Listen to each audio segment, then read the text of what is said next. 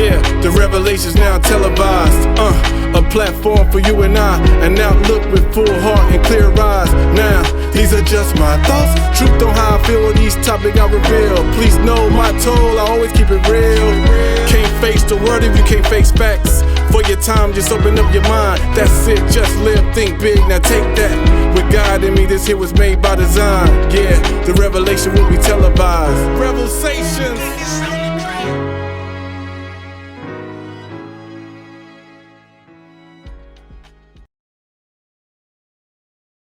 What's up, everybody, and welcome back to the REVELSations Podcast. I'm really excited that you're joining me today. Please subscribe, rate, and review wherever you get your podcasts. And the thing you can do most for me and the show is share. I think you're going to get something out of this one today. It's really cool. I'm joined by a guest. This is the first of two verses I've done with this young man. His name is Sandifer. He is awesome. He is a relationship expert, and he has a book. His book is called How to Get Great Dating Outcomes in a Modern World. We live in a crazy world. We got this red pill, blue pill stuff. And Glenn has broken it down to where we can easily understand how to get those great dating outcomes. Some of you all are married, but I think even when you're married, you still need to date your spouse. Some of us are single. We're out here trying to find the right person. And then some people are out here just playing the field, and Glenn covers the gamut. So before we get to that, please, again, subscribe, rate, and review. You can contact me on all the social media platforms at the REVELSations Podcast. That's on TikTok, Facebook, and Instagram. You can also contact the show directly at the REVELSations Podcast at gmail.com.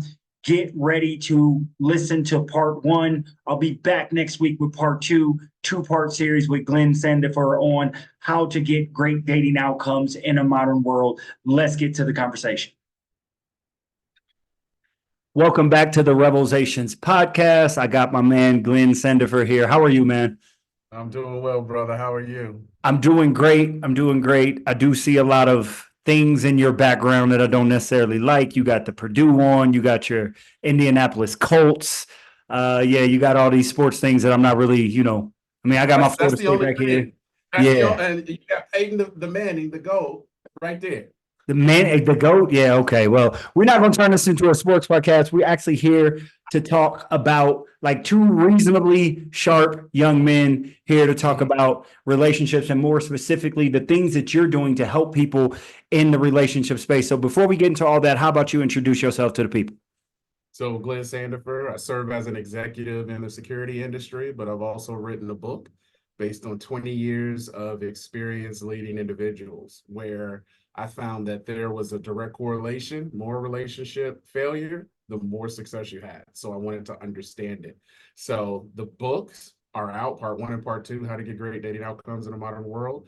And I just love coming on platforms like this to talk about relationship outcomes because my goal is for people to have a great relationship outcome and doing the work in order to get there. All right, well, this is free coaching for your boy because I need some dating outcomes because I haven't had great dating outcomes because I'm a single man. I feel like I got a lot to offer the world, you know what I'm saying? And I'm still out here single to mingle. Don't necessarily want to be single to mingle, but it is what it is, right? So let's first get into your book. It's the TMG book series. You can find that at tmgbookseries.com. You have. Is this one book split into two parts or a two-part book? Talk about that a little bit. It's a two-part book. It was actually a three-part book. It was three books in one. It was 300 and something pages and no publisher wanted it. They said, no one's going to read this. And I was like, yes, they are. I have all of the ideas. And they were right. No one wanted to even read the first 10 pages. So I broke it up into parts 1 and 2. I did part 1, part 2 was already written, but I went back and edited based on kind of the dialogue that I was having across the space to kind of go into more detail on how to get the outcome that they want. So right now it is 2 separate books and another book will soon be coming this summer. Well, there you go. We have a writing man. So I want to get into why you wrote the book in a second, but it says the name of the book is How to Get Great Dating Outcomes in the modern world. So we're going to break this down. We're going to break the book down. Then we're going to get into my personal couch session. When you're going to coach, I'm going to be on the couch. I'm going to lay out all my problems. You're going to coach me into getting some great dating outcomes. But the first question is, what is a great dating outcome? I define a great dating outcome as one man, one woman with long-term relationship, marriage as the desired goal, children and legacy. So it clears up any confusion. We're not talking about roommates. We're not talking about hookups. We're not talking about freaky friendships. We're talking about two people making a plan to spend the rest of their life together, bring children into the world, teach those children, and then leave a lasting legacy for society. So I want to touch on a couple of things you said. So you were going and I was like, yep, a monogamous relationship when you have this, that, and then you were like kids. And I was like, well, can I not have a successful relationship because I don't want to have children? Nor do I necessarily want to date a woman with children.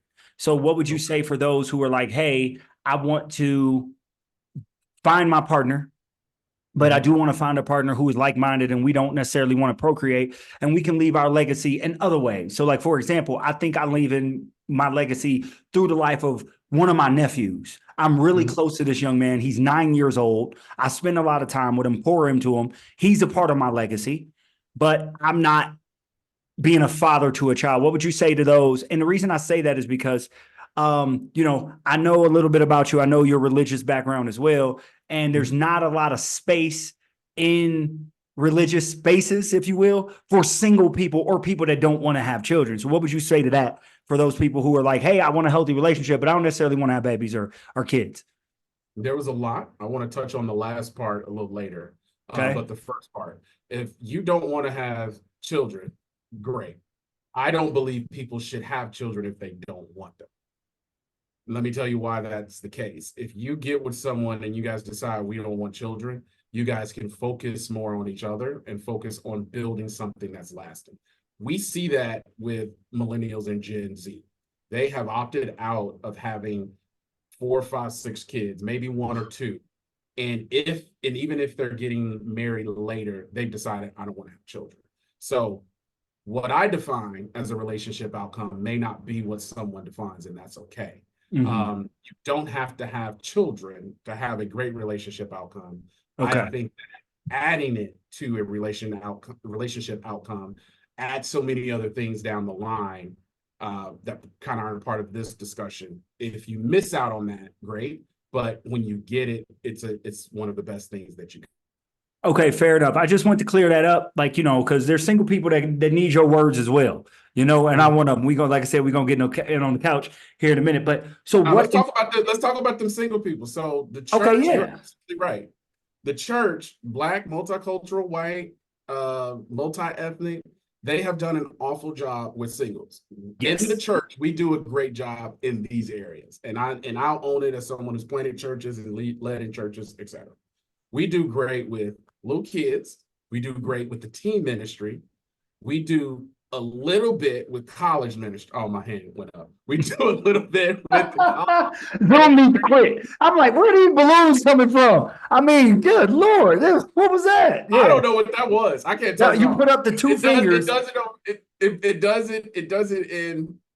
I don't know what happened. Yeah, that's not what the people came for. Yeah, it's not. We do well with divorce, and we do well with older married couples. So what does that leave? That leaves young adults, that leaves single young adults, and that leads people who are single parents.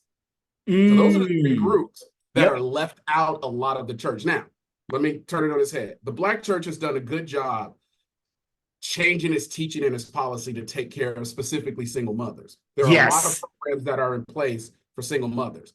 That comes at the expense, unfortunately, for single people, because single mothers get wrapped into the single ministry and all of that. And then that comes at the expense of younger married people that are looking to try to get to where they see Auntie, TT, and Unc going in their relationship. Absolutely. So I'm in a church now, a multicultural church, where we don't even have a singles ministry. We have a men's ministry, we have a women's ministry, we have a teen ministry, we have children's church and children's care. the expectation for singles is to join and be a part of a ministry and then get your development. Because there are some young men that I'm now connected to who are looking for a relationship outcome, who I find myself texting more than some of my friends because they're looking that, hey, I have a question on how to do this. Yeah. So I think to answer your question on that, there is a problem with it for singles in the church and religious spaces, because the rush is, and especially I guess in our generation, oh, you two like each other, y'all go get married. Yeah. They ran everybody to premarital counseling. They ran everybody down the aisle, and then they struggled for 17 years. Yeah. And no one gave them the tools, because the church was like, all right, you married, give us your tithe, now let's move on. Have some kids. Bring your kids to teen. And then it was just kind of a cycle without really focusing on it. Now, people will push back on that in your comment section. Well, we got a nice marriage ministry at our church. Do you? Do you currently, regularly, as a single person, spend time once a quarter with a married couple, a married woman, lady, a married man, and have a conversation about what it takes to be a husband or wife? The answer is no. And I've been a part of a lot of those men's groups and men's ministries, and they turn into husband and father conversations. And I'm not a husband, nor am I a father. So I'm sitting there listening to husbands and fathers, which is cool because I can gain things, but I'm never getting a perspective as a single man. So let's get into how to get those great dating outcomes in the modern world. So let's talk about it. Let's talk about modern dating versus traditional dating, and when it changed, how it changed, and how did we get to where we are? Talk about this in chapter 1, part 1 of the book. We got to this point through some actions from the federal government here in the United States in particular, and then in the West in general. We decided to prioritize singleness over family, because at that point, returning from World War II, it was all about families, regardless of race and socioeconomic status. We were married at a higher rate. The divorce rate was less. The children out of wedlock were in the single digits. We made the decision to move into policy that moved men out of the house, and certain groups of women decided, I don't need a man, I just need the resources from the state or from the government. And that led to a disconnect. If I'm a woman and for 10 years I've been getting my money, you come in the house, my money dries up, and you don't replace that money, why do I need you? I mean, you got to ask it the way that it was presented. Then I'm more enrolled in college during this same period while you're off fighting a war, Vietnam, the Korean War, Vietnam, and then doing occupations. You come back, there are no jobs because the manufacturing, what we knew as modern manufacturing, was gutted. Yep. So certain groups turned to the streets, other groups turned to lives of crime, other groups had to turn inward to find their opportunity for economic growth and stability. In that meantime, you had women not only graduating college at a higher percentage, but now they're in the workforce. They're in the workforce at a higher number, and they're starting to see men who are earning what they want their men to make. Wow. So now that creates a trauma with the children behind her. There may be a breakup because in the 80s, if you remember, that's when we started to see a spike in the divorce rate. And a lot of the reason, and that's when the term irreconcilable differences came into play. Yeah. I'm just not happy with you, and I'm not happy with where we're going. And women were then awarded child support at a high level, awarded housing and alimony, and they went on to have a single life. So we had a whole generation, the end of Gen X, the beginning of the millennials, and now Gen Z, 3 straight generations that have seen the majority of relationships fail. Yep. That leads to the modern dating dynamic, where we identify as one of what I say 6 types of men or women. And if you have not done the work to separate and become a man or a woman over the line, you are struggling in your relationship outcome. Okay. There's a lot I want to get to. First of all, everything you said about post-World War II marriage and things, you're 100% right. I actually did my thesis when I got my master's on the lack of African-American men in the home, because you can see it's a line. It's like you can draw the line where all of a sudden men just disappeared from the home.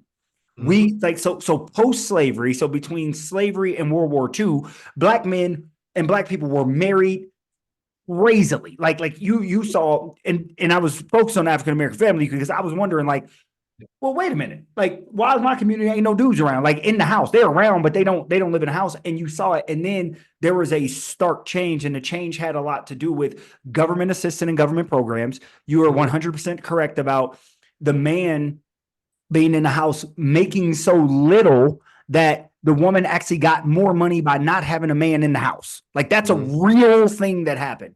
And then when women became empowered to work and they got their own money, women began to say, essentially, if I don't need a man, then I don't maybe want one.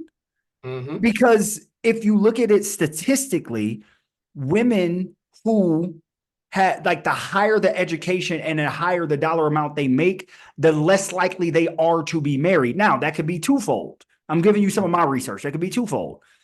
There's a scholarship that says women that make more, they sort of price themselves out of the market of men who make less because women don't want to necessarily be with men who make considerably less than them. So as they climb the ladder, right. So that's a thing. And then two, it's what I said more colloquially, it's, I don't need you, so I'm not going to put up with your stuff. So get to stepping, right? You do something wrong, get to stepping. So there's two scholarships here. So like you said, we end up in the modern times, right?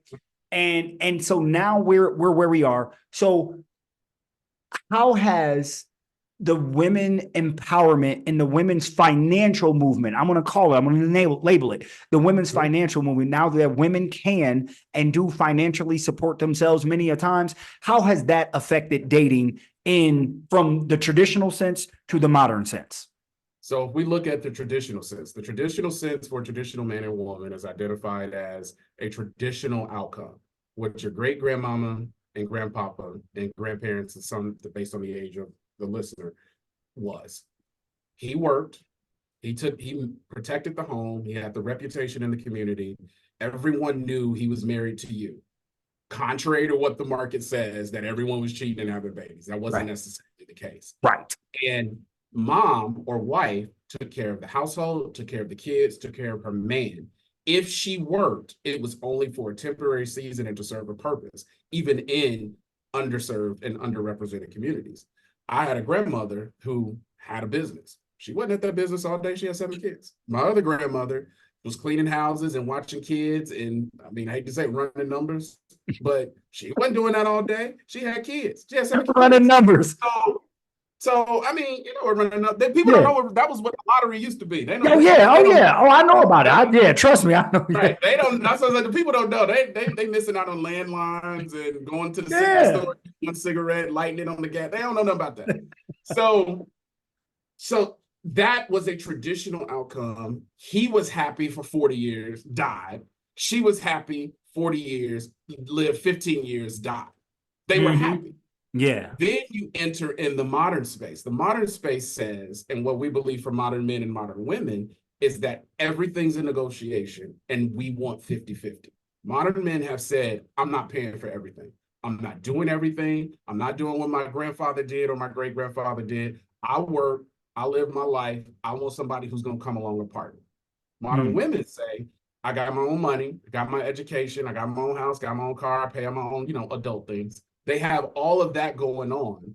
So they say, once I enter into a relationship, I'm only going to do it if you meet my criteria as far as, let me do the real order, but let me start it by saying the order they communicate. If you're a man of faith, if you have a good relationship with your mom and father, if you don't have any kids, if you've never been married, if you're in shape, if you're financially set and secure, if you got your own money, if you're not known around town, then I will consider a 50-50 partnership. Versus what they really say is, I need him to look good. I need him to understand my lifestyle. I need him to be able to travel. I need him to be able to live in my area. I need him to be able to, if we decide to get married and have kids, I need him to be able to pay for this lifestyle and keep it up and then expand it a little bit more, because otherwise, why am I going to identify and meet his needs? So the if and the then are what you said.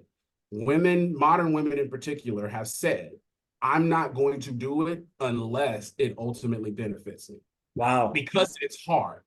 And why is it hard? We have the history of women who have communicated traumas, and people haven't lived the trauma. They've communicated the trauma of their poor decisions, and that has now been painted over the majority of men. So men, every man who's listening to this, who's going on a date in the last decade, they get a list of questions that they have to answer either pre-date. Right now, I think everybody's doing it on the dating app or on social media, getting the questions out the way. They're having 5 different conversations with 5 different men at the time. And then by the time they get to the date, they want to validate. All right, so tell me again, you said that you were from Chicago. Tell me about which high school you went to and where'd you go for your grad program? Oh, okay, that's nice. Okay, do you have any debt? What? How much money do you make a year? Those are questions you wouldn't ask. That stuff would come out as you got to know somebody. That's the case no more. I want to know that up front. Wow. And so what's happening in the modern world, the market is completely frustrated. I just did a reaction video talking about men who said that they've opted out, where Bumble is doing a 20% cut in its workforce, and all the other dating apps will soon follow, because for the last year, men have opted out of the gamification of dating. Wow, I didn't know that. See, I'm over here in South America. One of my biggest fears is coming back to the States, which I have to do in a couple of months. And I'm worried about the dating scene. We're going to get into that in a second. So, okay, cool. So the modern woman has her own, and now she has a bigger bargaining chip to negotiate with, is essentially what it sounds like you're saying. Yes, but incorrectly, it doesn't matter in a relationship. A relationship is about 2 consenting adults making a decision. Yeah. That part. So earlier you also said that there were 6 types. There were 6 types of people, that 6 types of men, 6 types of women, 6 types of men, and 6 types of women. Okay. Can you dig into that a little bit? I mean, I know it's in the book, but I don't want to get the whole book away. Yeah, I mean, we'll help us out. We'll keep it simple. Everyone's not high value. High value is less than 10% of any market at any time, any place that you walk into. If there are 10 men there, one of them is going to be high value. The rest of them fall into the other buckets. So we've talked about traditional and we've talked about modern. So then when you cut the line down the middle, this is when we start to see the group of men that I say are not qualified and not ready for a relationship. Wow, which are what? Boys. Boys are adolescents. They are chasing after adolescent fantasies. So boys have no business near a relationship. They don't have the emotional maturity. I have a little boy. He can't even manage his toys. Right. Then you have the city boy. So the city boy or the F boy is what most of the modern women love. We know what that is. Yeah.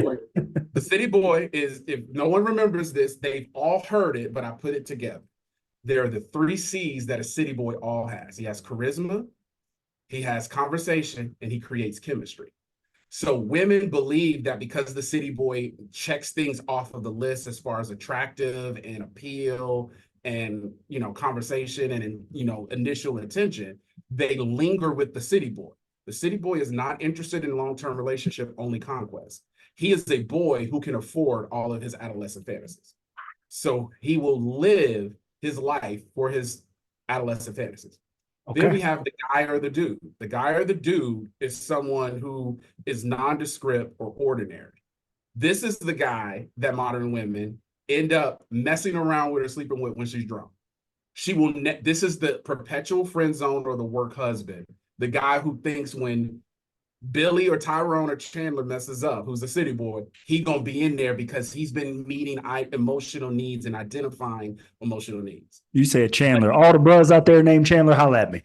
No, it's got Tyrone and Chandler. Tyrone and Chandler are the city boys and the F boys. So the guy lives his life in perpetual frustration that he's not getting the relationship outcome he wants, because if he goes with a city girl, if he goes with a female, if he goes with a modern woman, they never choose him. Wow. Then you have the male. So the male is someone who looks like a man, talks like a man, stands like a man, acts like a man, thinks like a man, but is not a man yet. He's not a man because he has not overcome the emotional traumas of his past, and he continues to live in that trauma. He lives in it so much, he cannot get into production. He can't go out in the world and produce something of value. He doesn't evaluate skills. Modern women have children with this man, and then they paint all men as males. Ooh. So they have a kid with him, and he's like, he ain't this, he ain't that, and he didn't do this. You lay with him, had the kid, had it. Right. And now you're shocked. I'm confused because we all saw that he wasn't a man, because men know other men. Ooh, we do. We size them up. We'd be like, that's what you? Okay. Yeah. Wow. And so that's the group. We call it 6 because we like to take boys out, and because boys don't get much discussion in the space. But when you talk about it, just to recap for the audience, you got at the top, you got high value men, you got traditional men, modern men, you got males, you got guys or dudes, and you got city boys. Wow. And those are the 6 type of men. There are 6 type of women that follow them that have similar characteristics, but the main difference is going to come at the female and the modern woman area when that line is drawn down the middle. Okay. The female has the emotional trauma. Okay. She expects everyone to treat her with kid gloves because of the emotional trauma, and she will never get help to fix it. Wow. That trauma becomes a badge, and she is the perpetual victim. Wow. Everybody in the comment, every man has dated a female.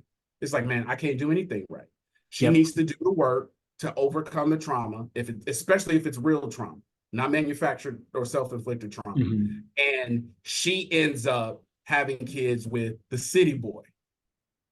And since he's never, ever going to commit to anyone, let alone her, she is always thinking, all these boys are out here for the streets. They're all out here trying to chase girls. They're all out here having to live. So now, audience, when you listen to how men and women are talking about the other side, you can now have a picture. Like, oh, you a female. You've been dealing with Tyrone and Chandler, and you can't get out of your own way. So now all of us are Tyrone and Chandlers. Right. Oh, you modern, but why you keep dealing with males? Yeah. Males are never going to be able to step up, is the word. They're never going to level up, and they're never going to be able to assert themselves positively in the world. Go to the market, evaluate, and extract value. Wow. That's why they sit on the couch. That's why they connect with females and modern women, because they love the fact that they do it. Wow. I don't want to do all that. I just want to do my job. I just want to, play my video games, buy my Jordans. I just want to, do my bike, hunt, because they hunt. Yeah. And they love that. They love the fact that she works and she makes, 125. That's crazy. Be good. So it looks like we got the players, like when I say the players, the types of people that are in the relationships. There's one particular group I do want to discuss really quickly before we get into how we get the dating outcomes. And it's the reason is because I want to know the difference in how you see it, because we do hear this word a lot. High value man and then a high value woman. They cannot be the same. And the reason I say that is because men don't want the same things from women that women want from men. Right. So let's take me for an example. If I'm dating a woman, one of the things that I can offer her is my physical protection. I do not expect my woman to protect me physically. I don't even want her to try. Right. I really don't. Like, I had a conversation with one of my buddies one day, and I was like, hey, if I'm about to get jumped, I would much rather her run off and call the police than try to help. Literally, I would rather her not try to help, because she's going to be more trouble than good, because I'm going to actually be worried about protecting her more than fending these guys off. So I literally don't want the same thing. So when we hear that people want, and you said it's 10%, right? And it's like, 90% of the women want the 10% of the men who are high value. Can you tell me the difference between a high value man and a high value woman before we get into how to get actual dating outcomes? And I'm only asking for clarity because people think high value is only in dollar amount. No, high value dollar amount is the first qualifier for high value men only. High value women have nothing to do with them. Okay, so give me the qualification for high value man, then give me the qualification high value woman. Then we'll leave the players alone and get into the outcomes. Not the players. So a high value man, the first is going to be earnings. So in the research related to this work, we found that anyone adjusted for inflation in today's dollars, anyone that's doing anywhere between 12,500 plus has a extremely high value skill or has built a business so much so that they are profiting from it. And so you have to do that over a 5 to 10 year period. So 12,000 a month? Are you saying? Okay, 12,000 a month. So still high value men make that. They do. Yeah. That's easy for them. Yeah. So then high value, let me tell you what it does not mean. It does not mean that he cheats. It does not mean that he has 4 or 5 baby mamas. Okay. So I take out the fame component of entertainers, athletes, politicians, and preachers. The relationship outcomes come different. They will hit the dollar amount on average, especially when they're successful. These are the men that modern women are typically talking about in this space. Oh, I was getting interest from a high value man. Oh, who was he? Oh, he played basketball overseas. Disqualified. Why? Because he's overseas. He's making his money now. The question will be how he makes his money over the next 6 to 10 years post-retirement. Wow. And that is the qualification. Okay. So fame component is key. So then we say that the second is going to be character, because the character of a high value man is going to drive community, drive family, and drive connectivity.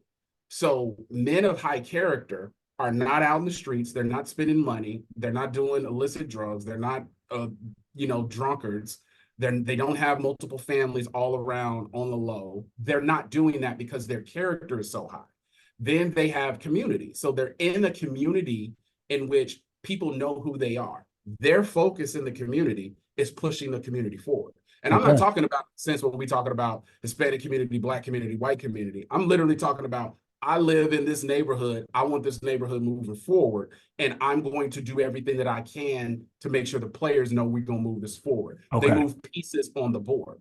Then it becomes their tribe. So their tribe is a group of other high value men outside of their own profession that hold them accountable, because accountability is going to be the next trait. They got to have those men and they got to be accountable. They don't make business decisions without talking to this group of men, because this group of men is going to serve as a mirror. If I'm in real estate, I need someone on the financial side to talk to me about interest rates, to talk to me about the market. If I'm into construction, I need someone that is running 15 trucks in the Southeast on HVAC or electric. And that group is going to help each other because everyone is dialed into one thing. And this is what separates high value men from traditional and modern: purpose. They don't wake up every day for their feelings. They don't wake up every day because of money. They wake up every day because they're looking at their purpose and their long-term legacy. Fair enough. Now, when you look at a modern woman and a traditional woman, they don't want to deal with it yet.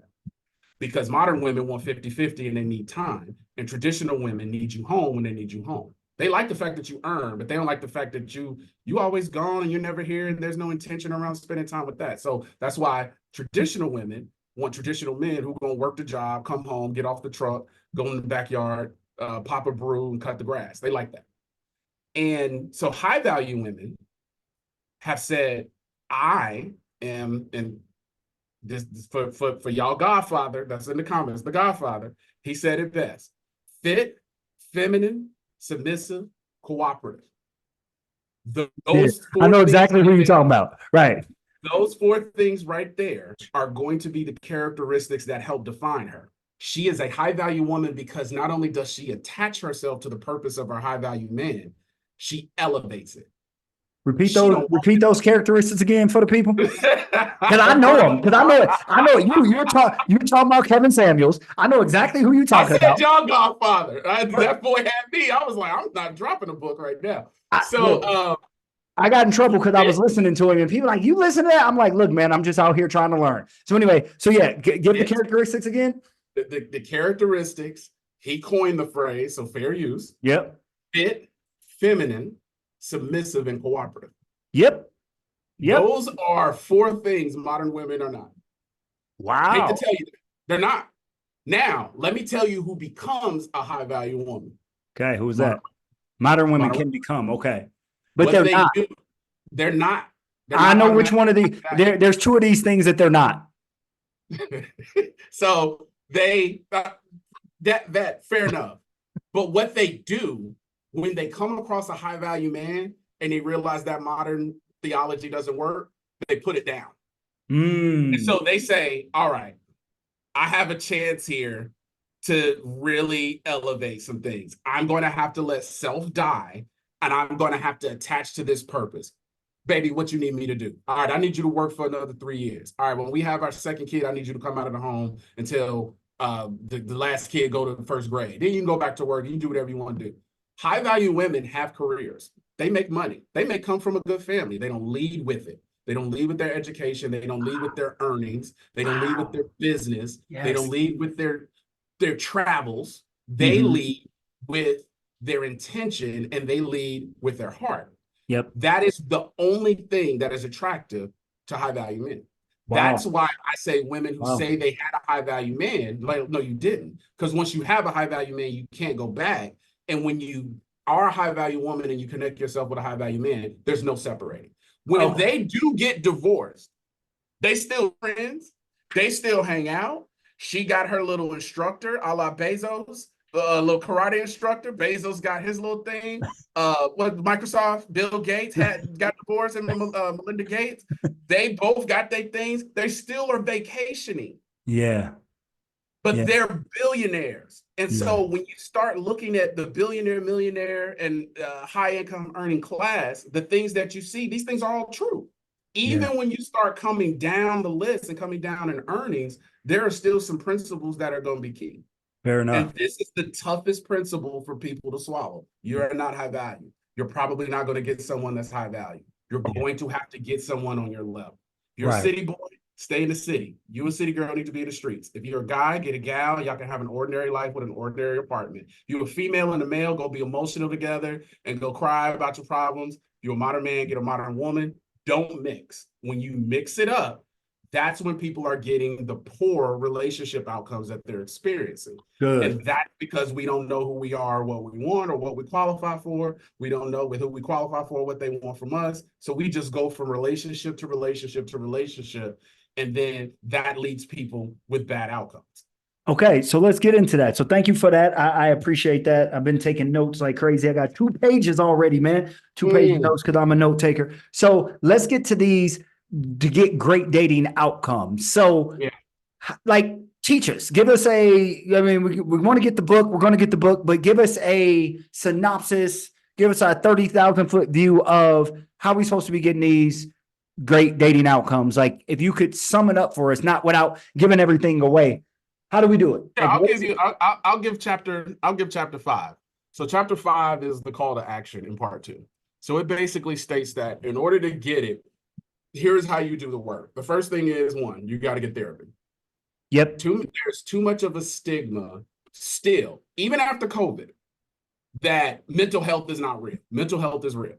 If you have a mental health challenge where you're struggling with dealing, you need to talk to someone professional about it. I'm not a therapist. Don't pretend to be. I don't do one-to-one coaching. Not interested in it. You have to get with someone who's licensed in your state, who you can build a rapport with so they can help you overcome it.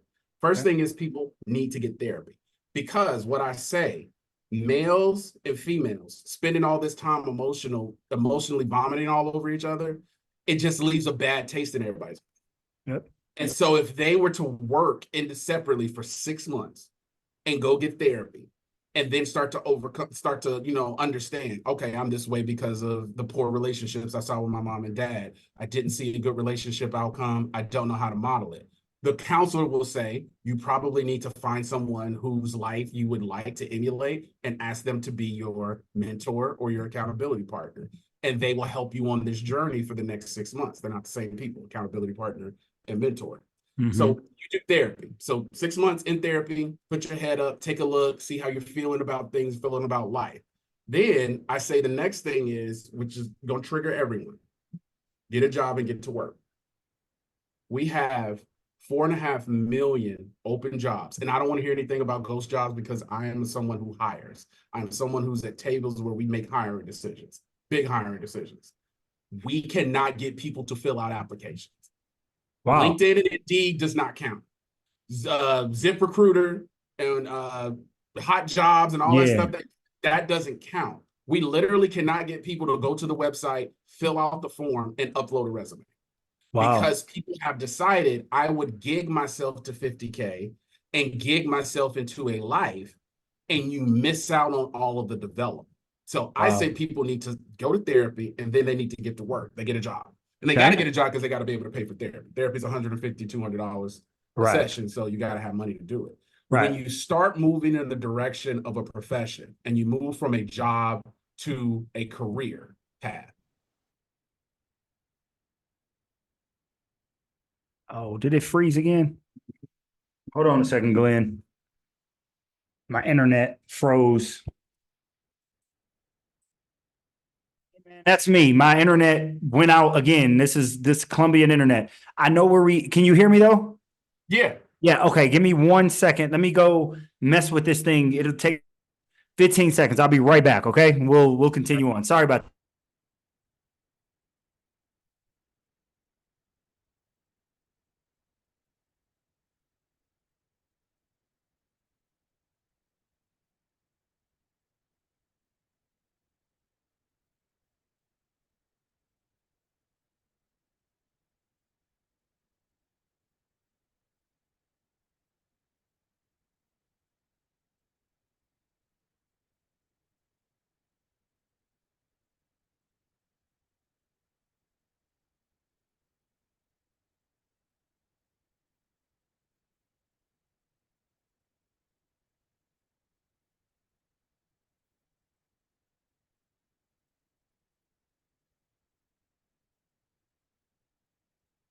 All right. We should be good. Sorry about that. So you were saying get a job.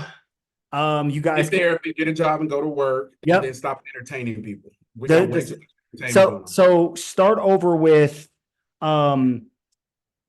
you said it, but I want to get it again, that you sit at hiring tables and you can't get people to fill out the application, then continue from there. And that's when I'll splice. Yeah, we can't get people to go to our website, fill out the application, 4 or 5 questions, and then upload a resume. The number one complaint we get from that our recruiters receive in our industry, not just my company, y'all ask too many questions. What? I got 4 questions. Well, then you asked me to upload a resume. You asked me to fill out my job. So we took out the job history. Guess what the resumes didn't have? Job history. Didn't have no job history. So now you posted a resume and you walking around through life, they ain't calling me back. You didn't post any job history and you complain that we had too many questions. So make it make sense. So we say that we can't get people to fill out jobs because people have decided to gig themselves into a life. And gigging yourself into a life, you miss out on the development. There are a lot of things for everyone that wants to be an entrepreneur. In order to be a great entrepreneur, you will have had to have been an excellent employee at some point. Wow. Something. Because you have to know how to work within a system, submit yourself to authority, submit yourself to something higher. Because when you become a boss of a real enterprise, it ain't about you. Right. I got 29, 30 people. I report to all of them because they sit up and they text me and email me, and I have to be available. And it's my pleasure to be available because I am all about the development of them. Right. And too many people are escaping that. They're getting to their mid-40s and wondering where's the money and how come I'm not getting any great jobs. You haven't developed anything. Wow. So I say you got to get therapy. You got to go to work. And then I'll give you 3 out of the 6 things that are part of the work. That'll be good enough. Is stop entertaining people. Stop entertaining people. Yes. All right. That is not my language. That is resident young person number 3. I got 3 resident young people in my life who help keep me. I was like, you need to stop entertaining people. Get off social media. Get off the apps, the dating apps. Yep. We have literally for a 15-year period streamed, lounged, rooftopped, brunched, and music festivaled our way into bad outcomes. Preach. We spend more energy and more time entertaining ourselves than developing a high-value skill. It is actually pretty bad. And what I like to say is for people that are, when I say stop entertaining people, stop spending time with people that you either don't qualify for or don't qualify for you. If you know you are a modern woman and you're waiting on your modern man, what are you doing entertaining Chad? Right. It's something to do. I want to have my hot girl summer. We're impatient. And then you have a hot girl summer and it becomes a hot girl season. And now you've ruined yourself and your outcome for your man. People don't like this, and I don't care. In the church, I have a theory that I told people. Everyone's going through many divorces once or twice a year. So let me tell you, as someone who's been through a divorce, that is not easy. Right. When you go through a divorce, it is an emotional challenge to who you are. You have to figure out some things about yourself. So just imagine if you go from, let me do it from the men's standpoint. if you are a modern man and you go from gal, city girl, gal, female, gal, city girl, where my wife at? You ain't dated no modern women. And now you have created a history that is not reflective of the woman that you claim that you want. Wow. So you broke up with all of them, or the city girls broke up with you. Yep. The city girls they moved on.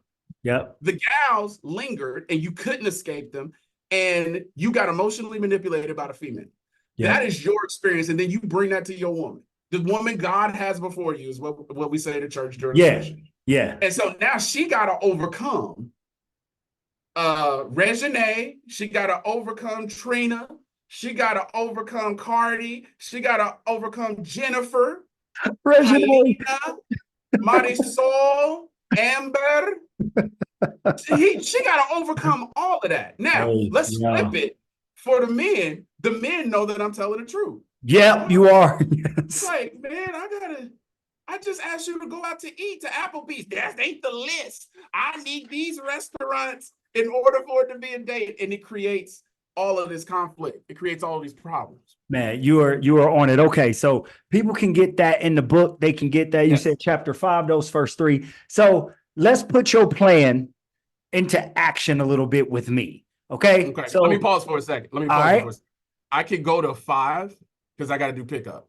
Because, us modern high value supermen, we got to do pickup. So it's 5 o'clock now. Yeah.